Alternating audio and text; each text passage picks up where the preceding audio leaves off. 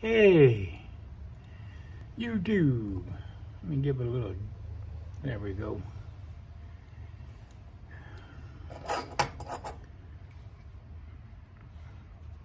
Stoneville poker. In it,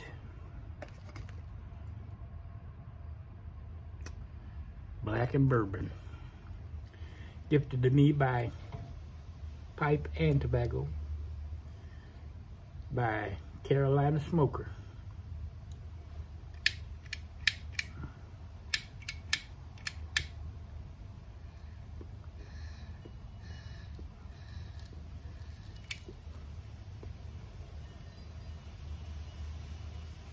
Jose Golf Piper in his box.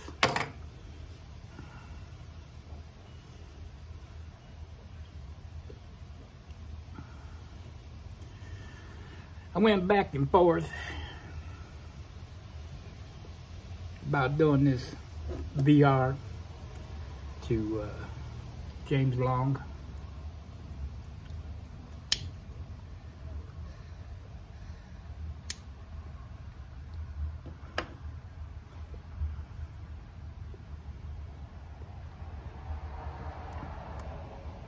But I think it's been long enough without any activity. I'll tell the story.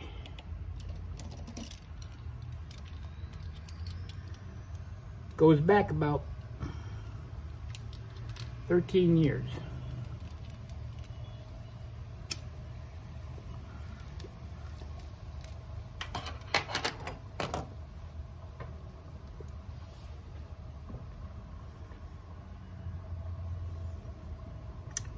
The Incredible One and I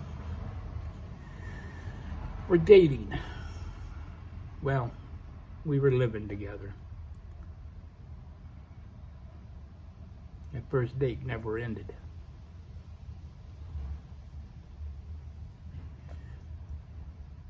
And I'd wake up, my arms would be scratched up, bleeding.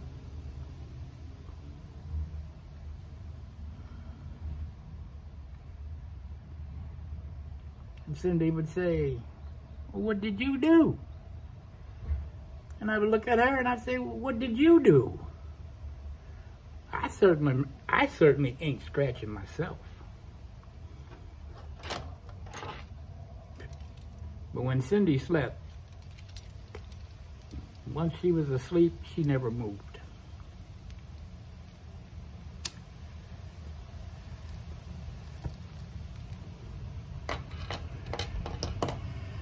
And then she would get up and she would go down the hallway. I hate that truck. Anyways, she would go down the hallway. Our bedroom had a master bath in it, an ensuite as they call it. And then down the hallway was a half bath. And she would come back and she would say, what did you do to the bathroom? I'm like, what are you talking about? I said, why would I go down the hallway when there's one right here? And you go down there and there'd be like a vase that Cindy had fake flowers in, and it had like something in there that resembled fake water, and it would be all over the floor.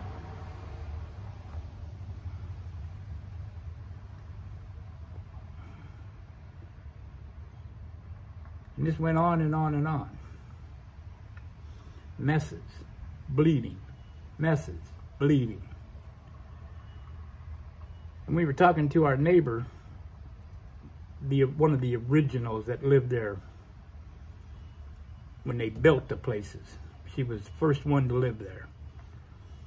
And she told us about Cindy had bought the condo, our condo, from the estate of the original owner.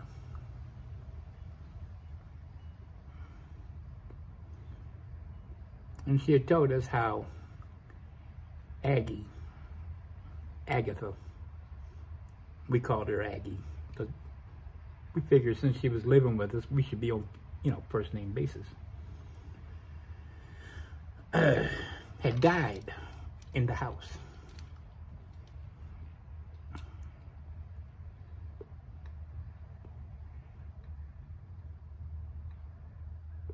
And this went on.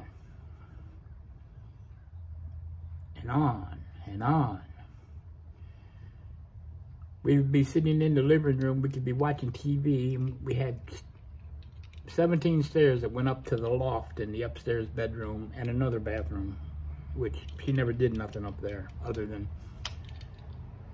in the morning, we'd be sitting there having coffee, waiting for Cindy to go to work or me to go to work, whatever. And you could hear the steps creak, like somebody was walking down the steps. And then at night, they would creak as somebody was going up the steps. So we figured Aggie lived upstairs. And once we started talking to her, she kind of calmed down. Then she was just mischievous, making a mess. The bleeding part stopped.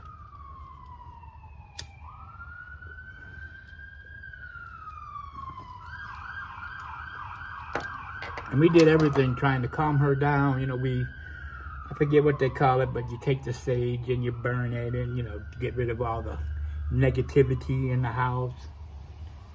And no.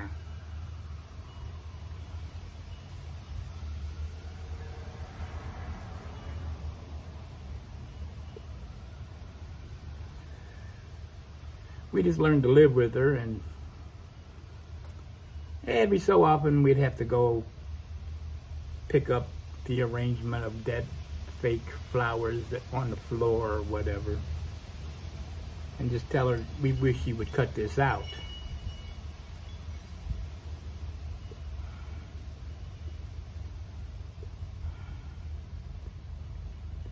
Well, then after Cindy and I did get married, it really just calmed down. You can just hear every day, twice a day, you can hear the steps creak.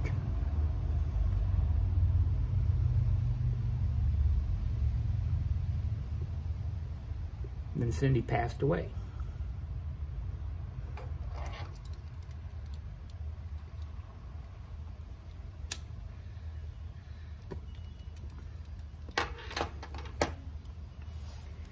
After her memorial service, I brought her urn home because we weren't going to spread her ashes until May. And I put her on the mantle, right in the center of the mantle, with the memorial little folder card that you get.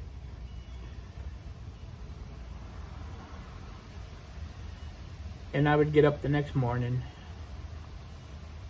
and the memorial card would be laying down. Now, mind you, we never had windows open or anything. I mean, there was no breeze in the house.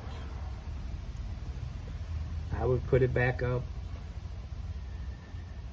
And then I was sitting there watching TV one time, and Casper, the dog, was laying on the couch, and he always would look at Cindy's urn.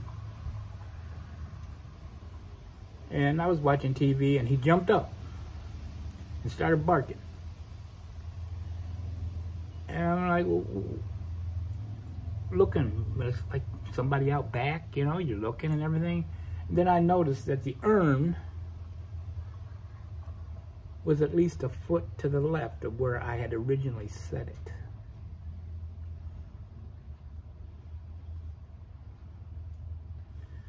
So I'm thinking, great, now I got two spirits in the house.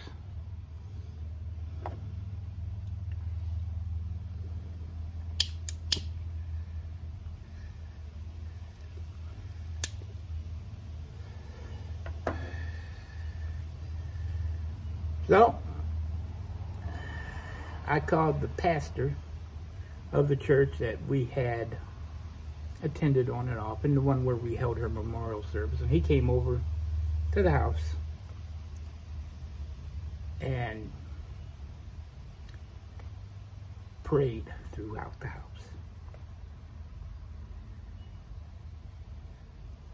Made a pot of coffee, and we sat down to have coffee, and I looked down, and he had scrapes on his hand, top of his hand.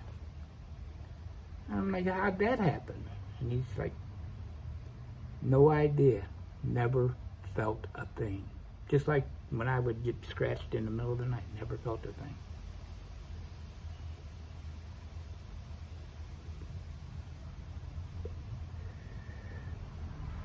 After that pastor left, I went back into the living room, sat down, and the urn was 1 foot to the right of the center of the mantle. I took the urn, put it in the bedroom closet on a shelf, left the closet doors open because I figured she might want to go, you know, come and go.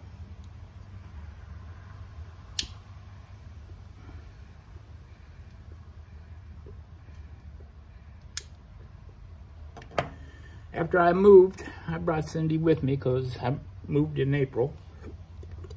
And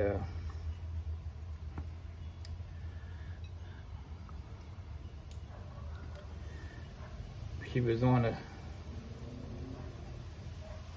a stand down in the basement. And every night I would have nightmares. Finally in May, when I took her and spread her ashes, and I said, I hope you're at peace. She quit being in the nightmares, but the nightmares continued. Now they're gone. I've been good now for a couple months.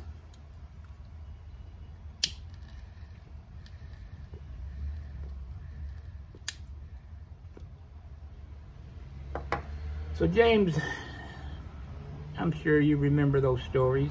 We talked back and forth about them in the past.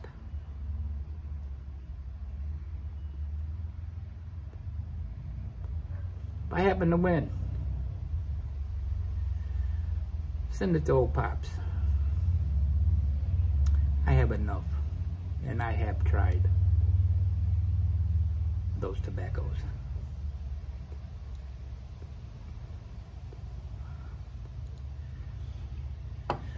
Alrighty, I hope you guys are well. I hope you're safe. Every day is a school day. If you're not learning, you are being left behind. Weekend's coming. Have fun. Peace out. See you soon.